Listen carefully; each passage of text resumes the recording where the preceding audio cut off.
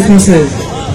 Mais avant tout, je veux remercier tous les responsables syndicaux, les responsables des associations luttant contre le racisme et l'antisémitisme d'avoir répondu à cette initiative d'appel au nom de la communauté antillais-guyanaise, Serge Romana, au nom du comité de la marche 98 et moi-même, président du collectif d'hommes à Valency.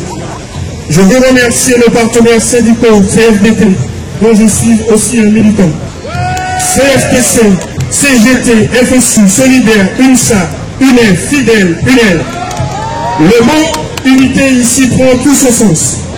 Merci aux associations antiracistes, Ligue des droits de l'homme, LITRA, MRAP, SOS Racisme d'avoir répondu présent à cet appel.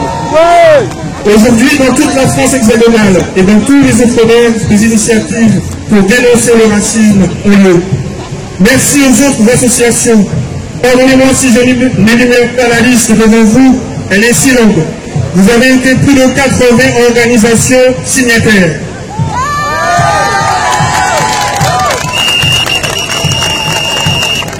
Notre association, le collectif d'hommes, est une jeune association, créée en 2003 par Patrick Aram afin de dénoncer les discriminations dont sont victimes les originaires d'outre-mer, discrimination au logement, à l'emploi, lutte contre le prix élevé des billets d'avion qui empêche le retour des familles vers leur département d'origine.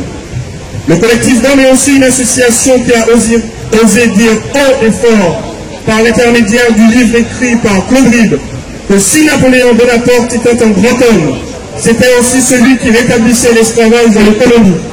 Tâche indélébile dans l'histoire de France. Rappelez-vous aussi de cette lutte, de cette loi promulguée sous le gouvernement de Jacques Chirac, concernant le rôle positif de la colonisation du 23 février 2005. Aujourd'hui, le collectif d'hommes a dénoncé et milité pour obtenir que l'article 4 proclamant le rôle positif de la colonisation en outre-mer, notamment en Afrique du Nord, soit supprimé. C'était à notre sens rétablir ces peuples de leur dignité et lutter contre ce racisme qui détermine l'importance de l'homme en fonction de sa couleur de peau. Nous avons marché pour dénoncer cette banalisation de la parole raciste envers les Arabes, envers les Noirs, tous les Noirs, ceux d'Afrique, ceux des Antilles.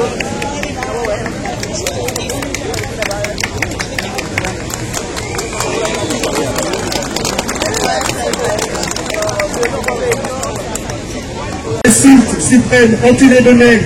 Ce monsieur s'est permis de nous inciter. Nous avons déposé une plainte contre lui. Une inscription est en cours. Bravo.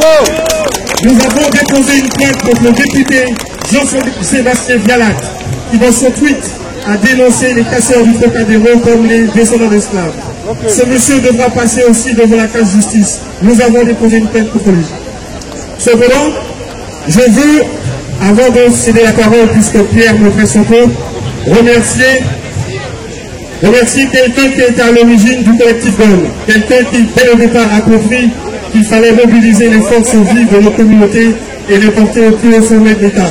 Je veux remercier Patrick Caram, qui, délégué interministériel, n'a eu de cesse de combattre le racisme, de dénoncer le racisme, de déposer des plaintes, et finalement, afin que nos problématiques soient considérées au plus haut sommet de l'État. Et pour terminer, puisque je suis pressé par nos Pierre, j'ai plaisir à vous annoncer, parce que la communauté ultramarine a décidé de s'organiser, j'ai plaisir de vous annoncer la création de ce fameux conseil représentatif des Français d'outre-mer qui sera capable de porter au plus haut sommet de l'État les revendications. Mesdames, Messieurs, je vous remercie.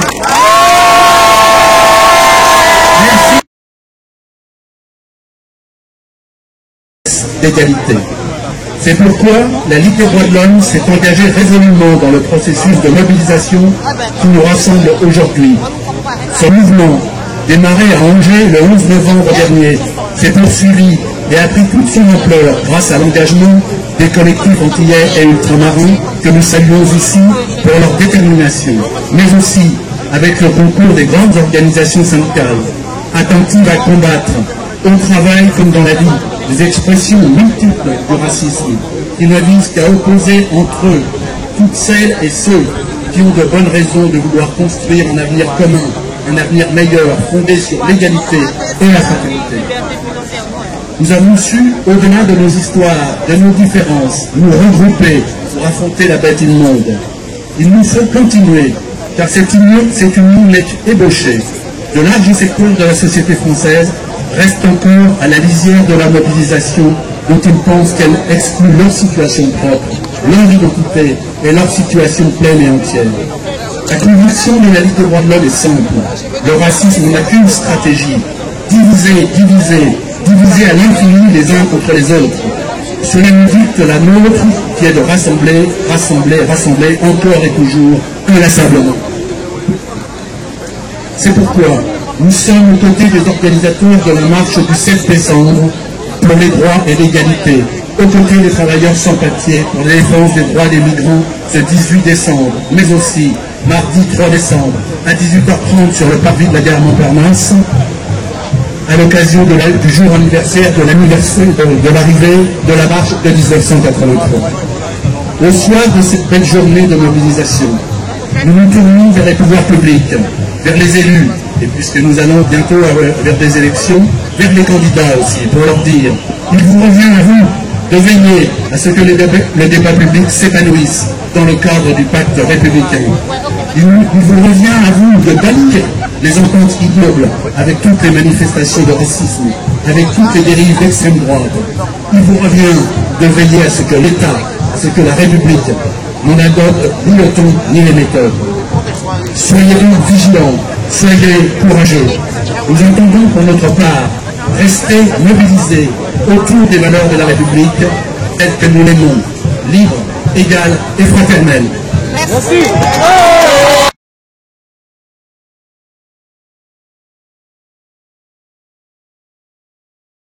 C'est dans la rue. Le peuple de France est dans la rue. Okay. Car le peuple de France, c'est vous.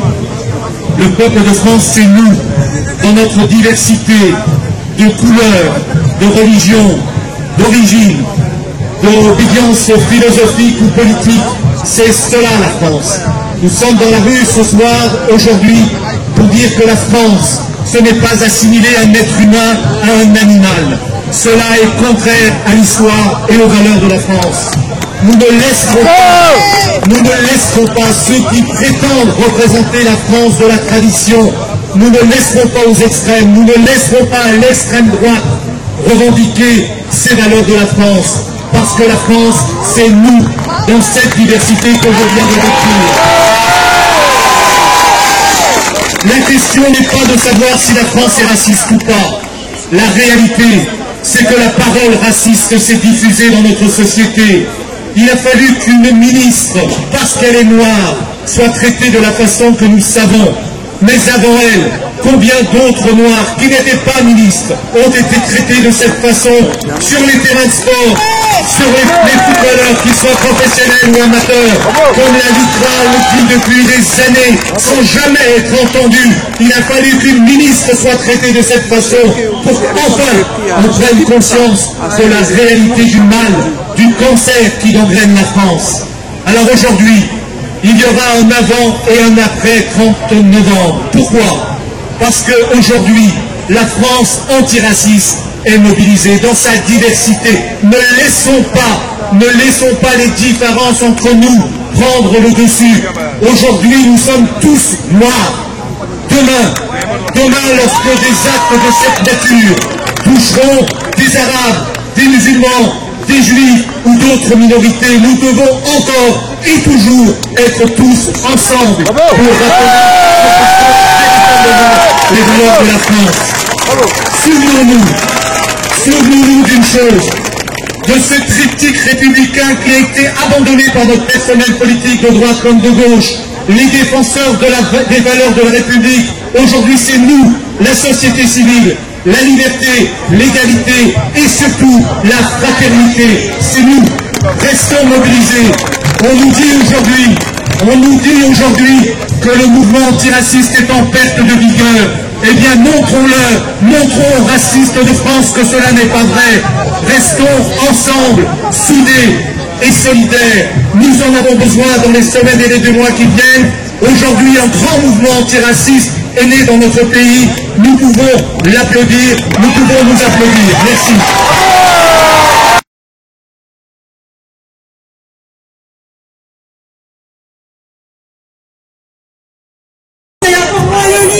Nous n'avons plus le temps, nous sommes solidaires de nos pauvres copains qui attendent pour s'adresser à tous ces marchands d'aujourd'hui.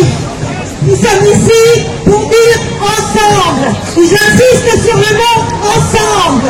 Regardez les autocollants que nous avons sur nos manteaux, les uns et les autres, les 4 associations antiracistes, en cours de marche sur la rue Saint-Antoine. Nous avons décidé de mettre les autocollants des autres associations pour dire que nous étions unis contre le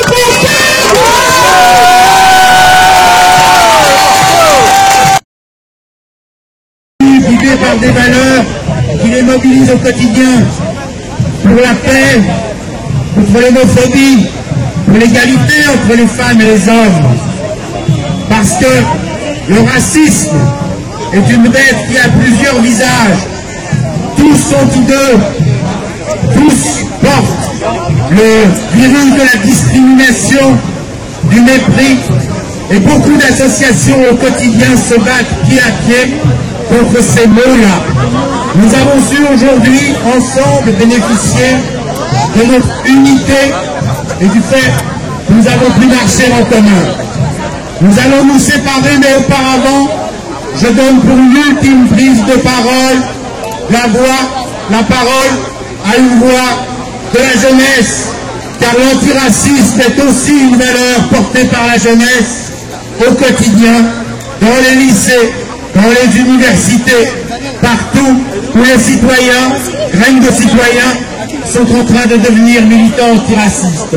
On me rappelle qu'avant cela, et je m'en excuse, il faut donner la parole à SOS Racisme que je salue évidemment.